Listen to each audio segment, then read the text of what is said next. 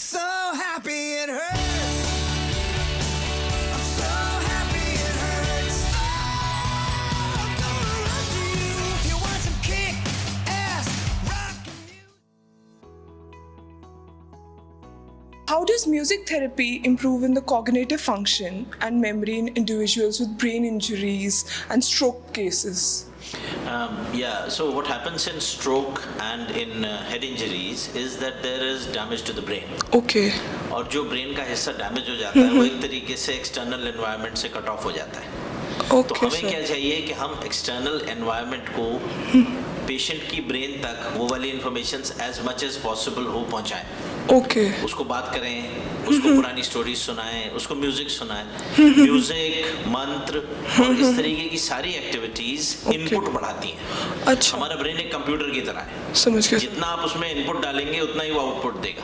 Okay. तो जितना input जाएगा वो पहले रैम पे स्टोर होगा, रैम से फिर वो हार्ड डिस्क में जाएगा, और जब हार्ड डिस्क में जाएगा तो वो रिकवरी उसके हिसाब से बेटर होती चली जाएगी। सो music helps a lot in all these things.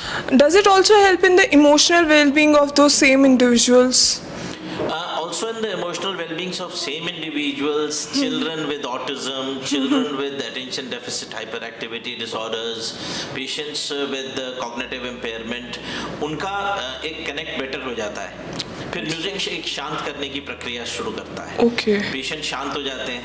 आपने भी सुना होगा कि जब भी म्यूजिक आप सुनते हो, when you want to relax, what you want Yeah, to do? music. You want to listen to some calm music. Calm music. तो इसी तरीके से calming इफेक्ट होता है। तो जो एंजाइटी है, डिप्रेशन है, वो सारी चीजें कम हो जाती हैं। ठीक है। हमारा कॉग्निशन बहुत कुछ इस बात पे डिपेंड करता है कि हम कितने एंग्शियस हैं, हम कितना अटेंटिव हैं। समझ गया. जब हम अटेंशन ज्यादा देते हैं तो हम ज्यादा रिमेम्बर कर पाते हैं। सो Okay. Music improves your attention because your apprehensions, your anxiety comes down.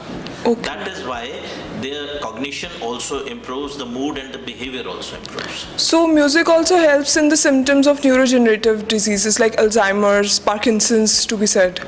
Absolutely. Parkinson's में तो actually there are music treatment rooms in which the patients are kept for some time. They keep on listening to music. Music अपने आप में आपने देखा होगा, जब भी आप एक अच्छा बीटी म्यूजिक सुनते हो, आपके Yes, sir. पाँव थिरकने लगते हैं। Yes, sir. So those dancing movements along with music are very very good for Parkinson's. In fact एक प्रकार की फिजियोथेरेपी है Parkinson's patients के लिए। Okay. फिर Alzheimer's में भी हम एक वर्ड यूज करते हैं, use it or lose it. Okay. So if you use your brain, you will improve your cognitive capability. So Alzheimer's में जब आप म्यूजिक सुनते हैं, आप उसको रिवाइज करने की कोशिश करते हैं, आप उनके वर्ड्स को याद करने की कोशिश करते हैं, Yes, sir. इसीलिए cognitive also improves in Alzheimer's. So music therapy is actually given for patients who have Alzheimer's and Parkinson's.